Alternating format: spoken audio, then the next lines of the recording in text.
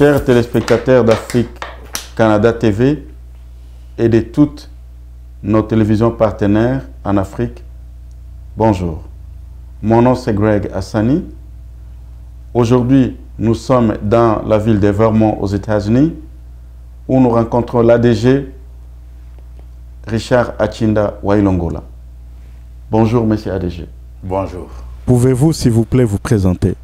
Merci beaucoup. Souvent, il n'est pas si facile de se présenter. Mon nom, c'est Richard Achinda Wailongola. Je suis l'administrateur, directeur général du Réseau national de télécommunications par satellite, cet organe public de l'État, justement chargé d'assurer les communications interurbaines ainsi que toutes les autres applications de télécommunications en utilisant la technologie satellitaire. Vu l'immensité de notre pays, vous savez que notre pays a une dimension continentale avec un relief très varié et des forêts très immenses avec des zones non habitées. Et il a plu aux hautes autorités du pays de créer cette structure pour justement assurer l'interconnectivité ainsi que toutes les applications des nouvelles technologies, de l'information et de la communication via cette technologie satellitaire. C'est cet organe, le RENATELSAT, qui est chargé de l'assurer. Que nous vaut l'honneur de votre présence ici en Amérique du Nord, M. Achinda? Disons que je suis d'abord en vacances, comme toute autre personne. Après un dur labeur, il faut bien de temps en temps se relaxer. Et surtout que je suis venu visiter mon jeune frère qui est malade. Et donc, je suis ici un peu dans le cadre familial. Le 17 novembre dernier en Chine, vous avez signé un contrat de lancement d'un satellite congolais que vous avez dénommé CongoSat 1.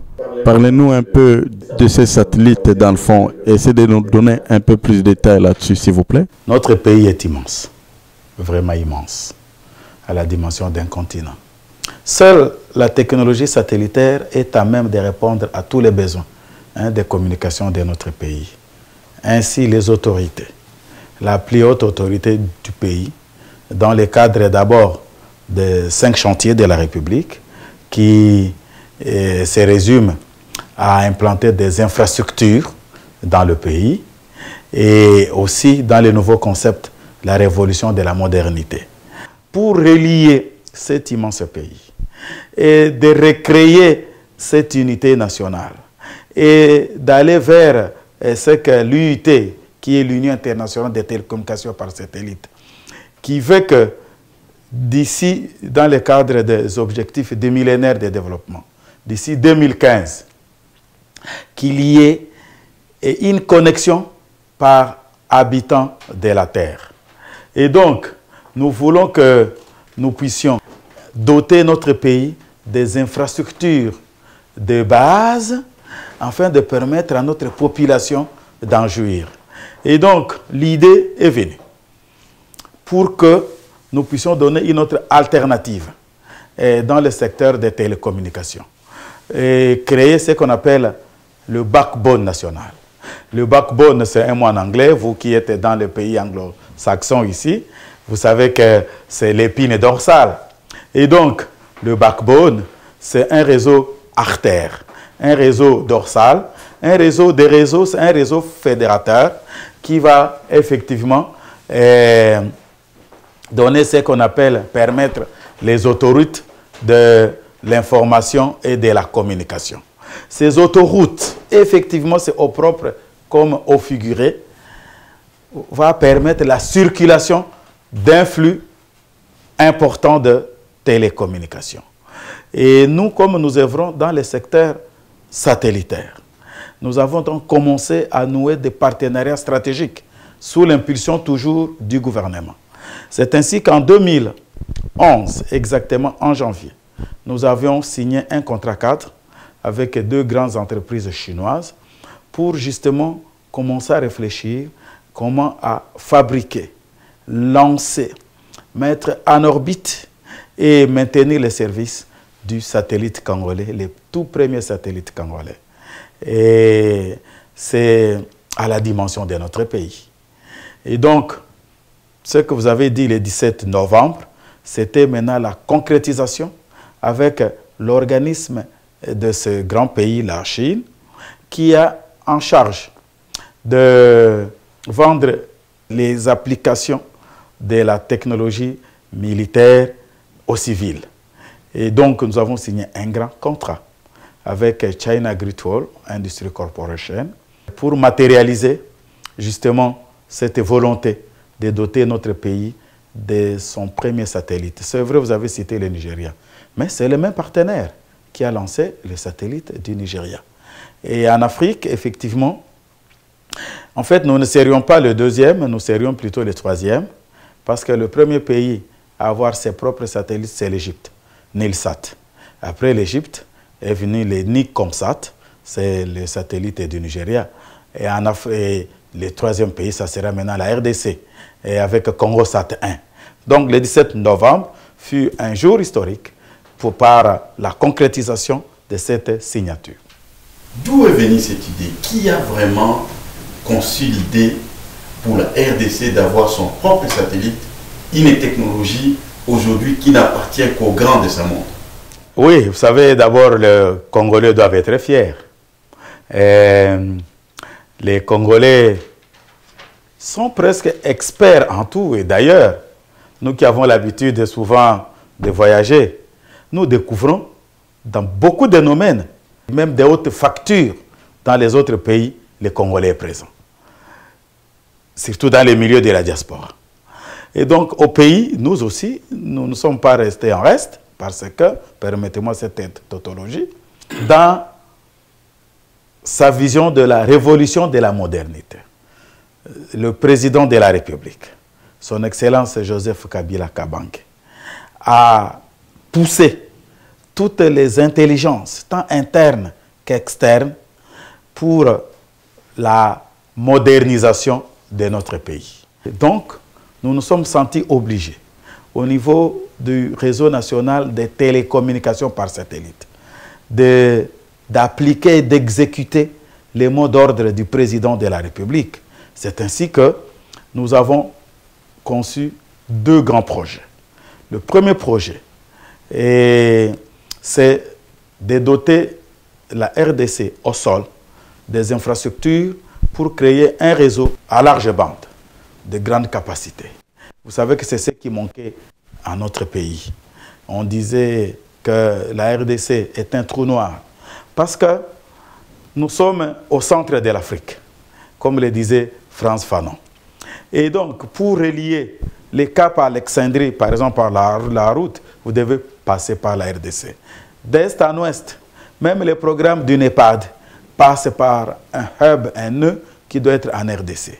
Comme ces infrastructures de base manquaient pour être les prolongements de voies, des autoroutes africaines, nous nous sommes dit qu'il faut recréer cela.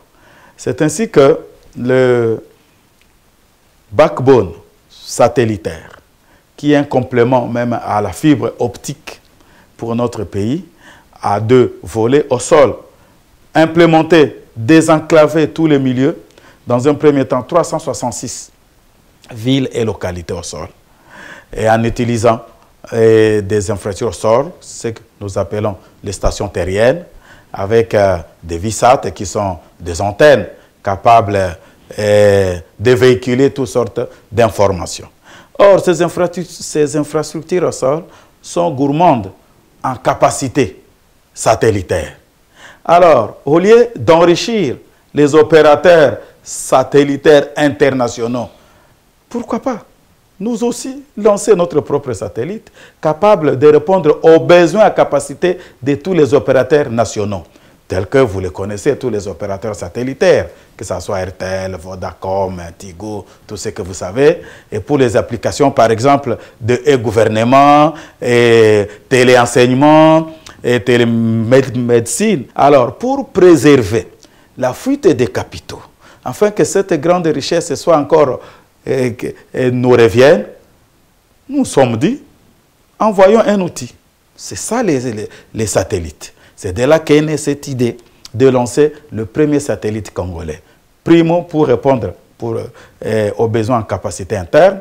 Secundo aussi, évidemment, pour partager avec tous les autres pays africains. Vous savez que notre pays participe à 3 aussi pas 4 grandes régions. La RDC est membre de la CAC. La RDC est membre de la SADC. La RDC est membre du CRGL, la COMESA. Donc, pour toutes ces régions-là, comme nous avons l'obligation d'être les moteurs, de jouer un rôle prépondérant, et nous en avons toutes les capacités et les potentialités, lançons notre propre satellite. Et c'est pour aussi assurer un leadership, le leadership congolais en Afrique. Et troisièmement aussi, nous assurer une certaine autonomie, éviter une certaine dépendance. Voilà donc à peu près les 3 grandes raisons qui ont motivé que nous puissions concevoir, grâce à l'impulsion donnée par le président de la République, son Excellence Joseph Kabila Kabange. Donc nous voulons lancer ce support afin que les populations congolaises, les populations africaines puissent jouir des vertus, des applications, des nouvelles technologies, de l'information et de la communication. Monsieur Ladija Tchinda, sur le plan opérationnel du satellite congolais CongoSat 1, pouvez-vous nous expliquer un peu comment sera matérialisée l'opérationnalité de ces satellites? Cette technologie-là satellitaire a pratiquement 3 segments. Le premier segment, c'est le segment spatial. Les satellites avec ce qu'on appelle la charge embarquée.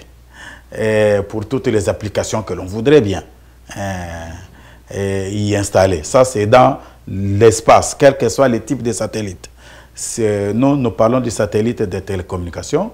Vous avez des satellites d'observation, comme je vous l'ai dit, d'exploration, de télédétection. Et ces satellites sont mis à des orbites différentes selon les applications.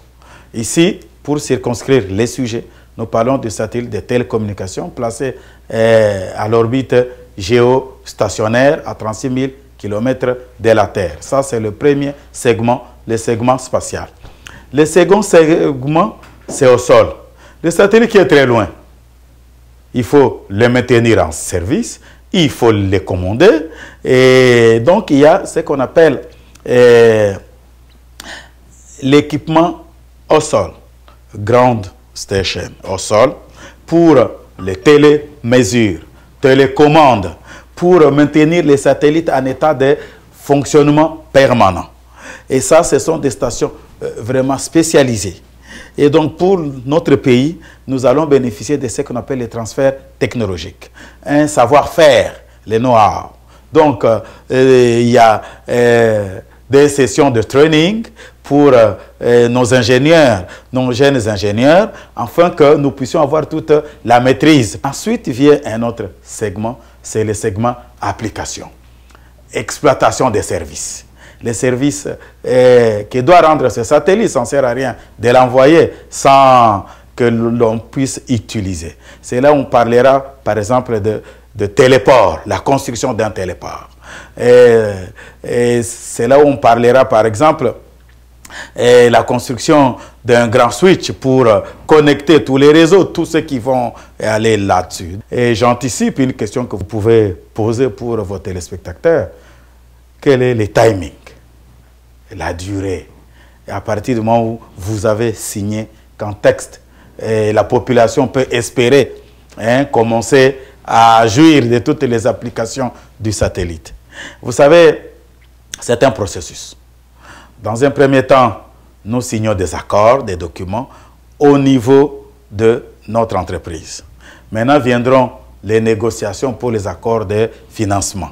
Ça, c'est une autre paire de manches. Mais je peux vous dire, dès que les accords de financement sont signés, dès que c'est bon, les crédits sont disponibles, ça ne prend pas 3 ans. Monsieur Zhang Chao, représentant de la délégation chinoise, lors de sa rencontre avec le Premier ministre, son Excellence Matata Ponyo Mapon à Kinshasa, il avait dit que le satellite couvrira la RDC, l'Afrique centrale et l'Afrique australe, monsieur l'ADG, est-ce que le Congo a l'ambition d'offrir les services à d'autres pays africains et quelles seraient les retombées économiques de ces ambitions-là au niveau du pays? Par cet avènement satellitaire, et le deuxième en Afrique subsaharienne, nous avons l'obligation de jouer ces rôles-là. Ne vous en faites pas, malgré tout ce qui nous arrive, tous les autres pays espèrent leur propre décollage par le décollage de la RDC. C'est la RDC qui montre la voie. Nous sommes conscients de ces rôles-là et que, je ne dis pas Dieu, mais bon, nos ancêtres, et africains tous en général, nous ont légué. C'est ainsi quand nous concevons, quand nous avons un projet, toujours dans la vision du chef de l'État, président de la République, Joseph Kabila Kabange, nous ne sommes pas égoïstes, nous ne le faisons pas pour nous-mêmes, nous le faisons aussi pour l'ensemble des autres pays africains. Et donc, ce que vous appelez la zone de couverture, hein, c'est-à-dire cet grand espace susceptible de permettre à l'utilisation de ces satellites, la zone de couverture, en français on appellerait aussi empreinte, footprint. Cette zone de couverture déborde la RDC. Ça englobe tous les pays de la SADC. Ça, je peux vous l'affirmer. Ça englobe tous les pays de la CAC. Ça englobe tous les pays de la CRGL.